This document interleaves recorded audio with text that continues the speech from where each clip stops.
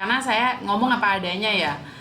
Emangnya jaminan majikan akan baik juga gitu. Sementara kita mempertaruhkan diri kita untuk 2 kali interminit itu harus tulis surat sama imigrasi. Pokoknya semuanya kita lakukan gitu.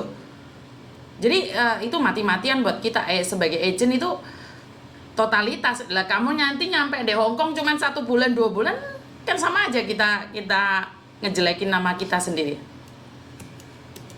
Paham nggak maksud saya? Iya. Jadi saya karena mental kamu yang mengatakan bahwa tidak kuat karena harus bangun pagi, tidurnya malam, pekerjaannya tidak sesuai job, jaga anak 2, berat, harus ini harus itu. Yakin majikan kedepannya itu tidak sengsara.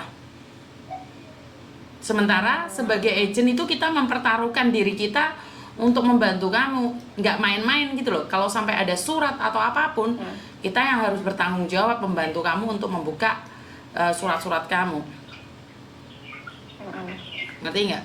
Jadi saya secara pribadi itu merasa bahwa ya kalau kamu kerja ya udah benar-benar semangat Li. Tapi kalau kamu kerjanya sendiri aja menye-menye, saya bisa bilang nggak kuat ini nggak kuat itu, sebaiknya jangan kembali lagi ke Hong Kong gitu, mungkin negara lain. Kenyataannya kamu bisa bahasa aja nggak mampu menguasai Hong Kong gitu loh. Paham nggak maksud saya? Paham. Soalnya kenapa taruhannya itu pada agent yang akan menerima kamu. Agent yang terima kamu itu resikonya berat sekali, nggak bercanda itu. Mereka itu punya taruhan yang sangat besar sekali, di mana kalau kamu nggak bagus, kamu sendiri dipulangkan atau kamu pulang sendiri, kita yang dimaki-maki majikan. Karena prosesnya juga kemungkinan besar juga lama gitu loh. Berapa lama ke Indonesia? Saya baru pulang 2 hari ini. Baru 2 hari kamu sudah nanyain pekerjaan, ngapain? Kan kamu baru Ya, 2 hari pulang. Iya, saya paham. Maksudnya kalau selama proses sambil menunggu kan kadang prosesnya lama gitu loh, Jadi kan diawali prosesnya gitu sambil menunggu. Ya harusnya kamu nenangin dirimu. Gini loh Dok, kenapa sih saya tidak suka memprosesin orang posisi dia masih belum totalitas siap dapat majikan, giliran terbang dia menye-menye. Kamu puas-puasin dulu di Indonesia, kamu merasa lebih sengsara di Indonesia, baru kamu terbang. Itu baru niatmu gercep banget gitu loh. Karena kamu sekarang masih mindset kamu itu berat banget gitu loh. Kamu merasa bahwa kerja bangun pagi, tidur malam itu masih berat. Rasakan kalau sudah di Indonesia nggak punya uang, mendingan di Indonesia ada uang, walaupun di luar negeri seberat apapun kamu akan semangat gitu loh. Ngerti nggak? Kamu baru 2 hari nyampe Indonesia loh. Ntar dapat majikan yang cerewet kamu ngebreak lagi loh. Enggak, untuk terakhir ini saya Nggak tahu, kita nggak tahu. Nyatanya kamu 18 bulan aja pulang sayang. Bener nggak sih? Iya, Mem. Karena motivasimu kurang. Bener nggak sih? Iya. Kalau saya tanya nih, setelah kamu pulang Indonesia 2 hari, enakan bekerja di sana walaupun berat atau enakan pulang Indonesia? Ya, enakan di Hong Kong kerja. Bener nggak sih saya ngomong? Di Hong Kong walaupun seberat apa, secerewet apa majikan, enakan di Hong Kong atau enakan di Indonesia sih? Aku nanya nih. Enakan di Hong Kong, kan? Dengan majikan yang cerewet? Iya. Nah, berarti kan benar kan ya apa yang saya katakan? Enakan di luar negeri, dapat gaji, tapi masih bekerja, walaupun diomelin. Kamu kan segera enak sekarang kalau dipikir-pikir ada di Indonesia. Kamu ngebreak kan karena emosi, tidak terima. Benar nggak? Tapi pada kenyataan enakan di luar negeri, mendapat gaji atau penakan di Indonesia bebas. Tidak ada yang nyuruh-nyuruh kamu. Kamu baru 2 hari loh sayang. Iya, Mem. Enakan mana? Enakan di luar negeri, Mem. Iya kan? pulang nggak bawa uang, sedih nggak? Iya, Mem. Iya, Mem. Hah? Sedih. Sedih. Bener nggak harapanmu di Indonesia bebas tapi kenyataannya nggak punya uang, enak nggak? Nggak enak, Mem. Kamu orang mana sih? Cilacap, Mem. Iya, di Indonesia 2 hari udah nggak kuat kan? Prosesnya nggak tahu berapa lama lagi. Iya, Kamu punya anak? punya. Halo? Anakmu umur berapa? Umur 19 tahun. Umur 19 tahun, itu sekolah butuh uang loh. Iya, Mem. Dan kamu pulang bawa uang berapa puluh juta? Kemarin bawa 80. Bawa 80 loh. Kamu kerja 2 tahun, 18 bulan bawa uang 80 juta. Bukan, itu sama yang sisa kemarin itu, sama sisa yang notis yang kemarin itu loh, yang sebelumnya. Maksudnya gimana? Sama yang 3 tahun itu.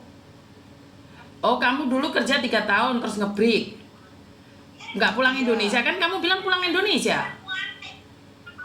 Iya, kan 3 tahun kan, pulang, terus notis itu kan, terus pulang. Habis itu proses lagi, nah ini notis lagi. Waktu 3 tahun pulang itu berapa lama di Indonesia? Itu kurang lebih 1 tahun. 1 tahun uang masih utuh 80 juta. Bukan lah, Mem. Lah kamu bilang tadi, aku kan nanya nih, kamu selama kerja 18 bulan bawa uang berapa? Kamu bilang bawa uang 80 juta. Ya maksudnya itu sisa, totalan sisa gitu semua. Nah, itulah yang membuat saya, kenapa sih saya bertanya, kenapa saya berpikir untuk menolong kamu atau tidak. Karena gini loh, kalau orang masih banyak uangnya, dia itu nggak semangat kerja. Dia itu nggak ada semangat kerja. Beda sama orang yang nggak punya uang, mereka kerjanya bener-bener, mereka tidak ingin dihina orang lain. Karena kamu banyak uang, jadi dikit-dikit ngebring. Dikit-dikit ngebrik, dikit-dikit nggak kuat. Sekarang baru di Indonesia 2 bulan, 2 hari kamu udah nggak kuat. Uangmu masih banyak loh, itu bisa jadi kamu pulang nyampe di Hongkong 1 hari ngebrik kamu. Karena kamu bisa dibilang sultan, masih punya uang 80 juta itu sultan bagi saya kalau di Indonesia. Karena untuk di kampung uang 80 juta itu besar banget. Karena itu tenangkan dirimu, habiskan uangmu. Kalau udah nggak ada uang baru berangkat lagi ke luar negeri. Karena jujur saya itu bukan tidak suka orang yang punya uang, tapi saya tidak suka orang yang masih punya uang kerja mentalnya itu nggak kuat, dimarahin dikit aja udah ngambek, ngebreak pengen pulang Indonesia. Bener gak sih? Iya, Mem. Iya, Mem. Menurutku kamu masih terlalu kaya untuk ke luar negeri. Nanti ngebreak lagi dapat majikan yang nggak baik. Habis itu nggak bisa buat story di Instagram, di TikTok, di media sosial, pusing nanti kamu. Jangan deh. Nikmatin dulu uangmu itu 80 juta. Paham nggak sayang? Iya, Mem. Makasih motivasinya. Iya, jadi kalau kamu merasa sekarang ini masih banyak uang, jangan ke luar negeri. Karena kalau kamu ke luar negeri, aku udah yakin dibentak sedikit sama majikan, bodoh amat saya punya uang, pulang. Disakitin majikan, dibentak dikit, tidur kemalaman dikit, nggak suka, pulang. Tapi kalau kamu nggak punya uang, kamu punya semangat, kamu akan bilang saya akan bertahan karena anak saya butuh uang sekolah.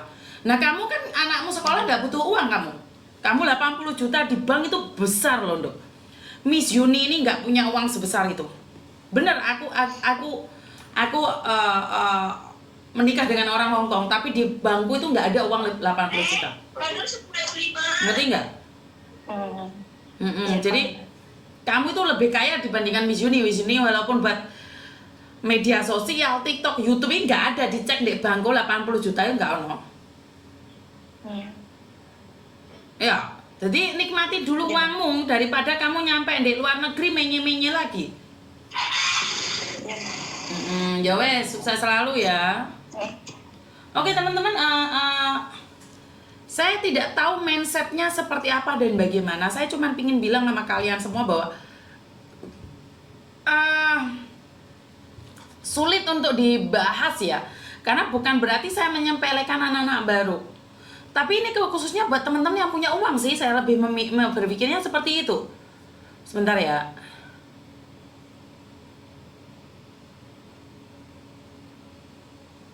Ingin.